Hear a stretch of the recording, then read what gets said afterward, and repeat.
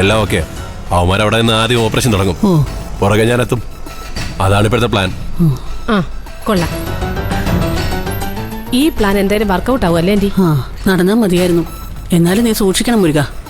മാഷിനെ എല്ലാവർക്കും അറിയുന്നതാ. നീ ആർക്കും മുഖം കൊടുക്കരുത്. അത് ഞാൻ ശ്രദ്ധിച്ചോളാം. ഞങ്ങളുടെ വണ്ടിയുടെ നമ്പറൊന്നും ഒറിജിനൽ അല്ല. ആ പിന്നെ നമ്മളിനി കാണുന്നത് നമ്മുടെ സ്ഥലത്ത് വെച്ചായിരിക്കും. ഓപ്പറേഷൻ സക്സസ് ആയ സുരക്ഷിതമായ സ്ഥലത്ത് എത്തിയ ശേഷം നീ ഞങ്ങളെ വിളിക്കണം. ഓക്കെ? ഓക്കെ. മാഷ് പുറത്തേക്ക് വരുന്നുണ്ട്. ഇറങ്ങില്ല മോശേ. മാനേജർ നമുക്ക് വേണ്ടപ്പെട്ട ഒരാൾ തന്നെ, അതുകൊണ്ട് പെട്ടെന്ന് തന്നെ പോരാൻ കഴിഞ്ഞു. പിന്നെ വീടറിയാലോ, അങ്ങോട്ട് വിട്ടാൽ മതി.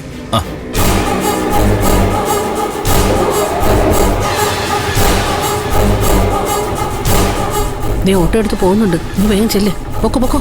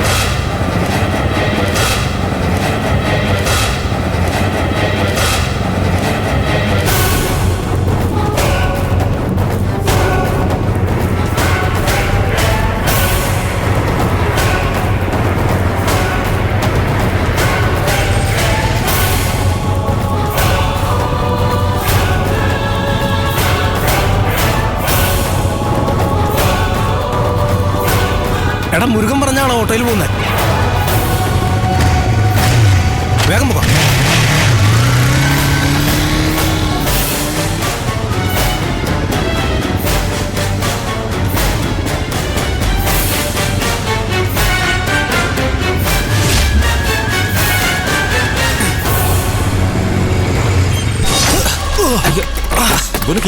വണ്ടി ഓരോരുത്തർ ചാവനായിട്ട് കയറി വന്നു. അവർക്ക് കാര്യമായിട്ട് എന്തോ പറ്റുന്ന തോന്നുന്നത്. ഒന്നിറങ്ങി നോക്കാം. എന്താടോ നോക്കിയൊക്കെ ഓടിക്കണ്ടേ? ആ ബൈക്ക് ഓടിച്ചാലോ ഒന്ന് പിടിച്ചെഴുന്നേപ്പിക്കും. എന്തായാലും പറ്റിയോ? ഇങ്ങോട്ട് എഴുന്നേക്ക്. എഴുന്നേക്ക്. എന്താ പറ്റിയേ? കുഴപ്പമൊന്നുമില്ലല്ലോ.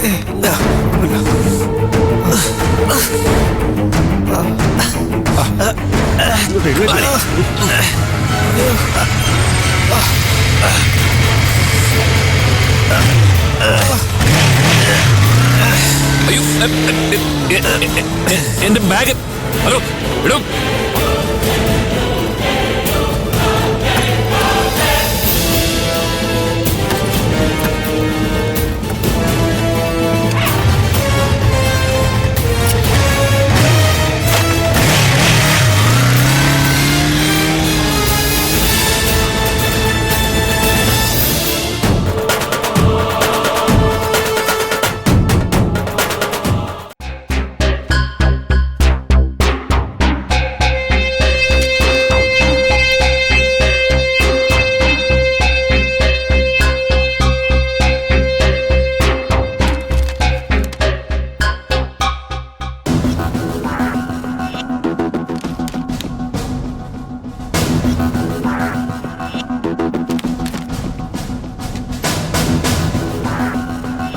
ഇത് ആ ഏജന്റും മറ്റവന്മാരും തമ്മിലുള്ള കളിയായിരുന്നെന്ന് എനിക്ക് ആദ്യമേ തോന്നിയിരുന്നു. പിന്നെ ദയ വന്ന് സൈൻ ചെയ്തപ്പോഴാ ഞാൻ വിട്ടത്. ഇനിയിപ്പോ ദയയല്ല യഥാർത്ഥ നോമിനി എന്ന് പ്രൂവ് ചെയ്യാൻ ശ്രമിച്ചാൽ ചിലപ്പോ ദയ തന്നെയായിരിക്കും ഒന്നാമത്തെ പ്രതി. അല്ല, ദയയുടെ അപ്പോഴത്തെ മാനസികാവസ്ഥ എങ്ങനെയാണെന്ന് കാണിച്ച് ഹെഡ് ഓഫീസിലേക്ക് ഒരു റിപ്പോർട്ട് കൊടുത്താ ഇനി പോസിബിലിറ്റി എളുപ്പമല്ല സർ. ഇത് കമ്പനിയുടെ അന്വേഷണത്തിലൊന്നും ഒതുങ്ങില്ല. അവര് പോലീസിൽ റിപ്പോർട്ട് ചെയ്യും. അന്വേഷണം വന്നാ ഇത് വലിയ ന്യൂസായിട്ട് മാറും. ദയ മെന്റൽ പേഷ്യന്റ് ആണെന്ന് ഈ ലോകം മുഴുവൻ അറിയും. അല്ല, അർഹതയില്ലാത്ത ആളാണ് നന്ദുവിന്റെ നഷ്ടപരിഹാരം വാങ്ങിയതെന്ന് പിന്നീട് എപ്പോഴെങ്കിലും തെളിഞ്ഞാൽ അത് ഇതിലും വലിയ പ്രശ്നമല്ലേ? ഇവിടെ ഇരുന്നുകൊണ്ട് ഞാൻ പറയാൻ പാടില്ലാത്താണ്. നിങ്ങളായതുകൊണ്ട് പറയാം.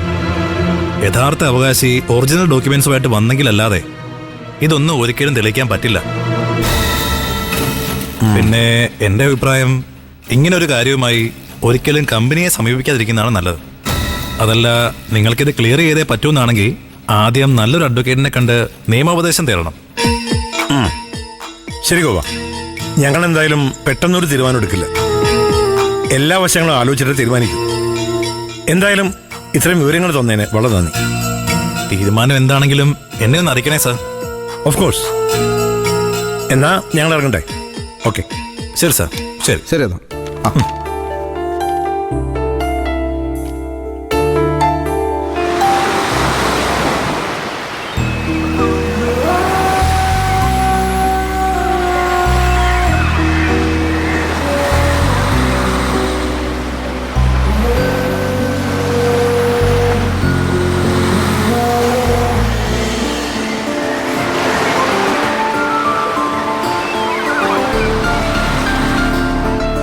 ഇന്ന് അച്ഛൻ വരുന്ന ഓർത്തിട്ടാണോ മഞ്ചാടിക്ക് എത്ര ടെൻഷൻ? അച്ഛൻ നല്ലൊരു കാര്യത്തിലല്ലേ വരുന്നേ. അനുചേച്ചിക്ക് സിറ്റിയിൽ ഒരു വീട് സ്വന്തമായിട്ടുണ്ടായാൽ മഞ്ചാടിക്ക് നല്ലതല്ലേ? സ്വന്തം വീടെന്ന പോലെ മഞ്ചാടിക്കോട് താമസിച്ചൂടെ? അതൊക്കെ ശരിയാ. പക്ഷെ വീടിന്റെ രജിസ്ട്രേഷൻ കഴിയുന്നതോടെ അച്ഛന്റെ ശ്രദ്ധ എന്റെ കാര്യത്തിലേക്കാവും. ഞാൻ ഗോകുലേട്ടന്റെ വീട്ടുകാരോട് എന്റെ അഭിപ്രായം പറഞ്ഞ ശേഷം ഇന്നേ വരെ അച്ഛൻ എന്നോട് അതേക്കുറിച്ച് ചോദിക്കുകയോ പറയുകയോ ചെയ്തിട്ടില്ല. അതിനെന്താ? നിന്റെ വ്യക്തമായ അഭിപ്രായം അറിഞ്ഞു കഴിഞ്ഞാൽ പിന്നെ അതിനെക്കുറിച്ച് വേറെ ചോദിച്ചിട്ട് കാര്യമില്ലെന്ന് അച്ഛന് തോന്നിക്കാണും.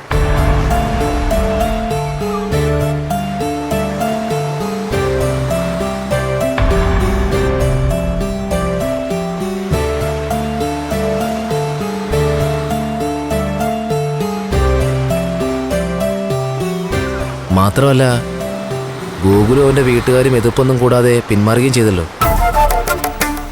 അപ്പൊ പിന്നെ ആ വിഷയം വീണ്ടും സംസാരിച്ച് വഷളാക്കേണ്ട കാര്യമില്ലല്ലോ. നിന്റെ പഠിപ്പിനെ അത് ദോഷകരമായിട്ട് ബാധിക്കുമെന്ന് അച്ഛനറിയാം.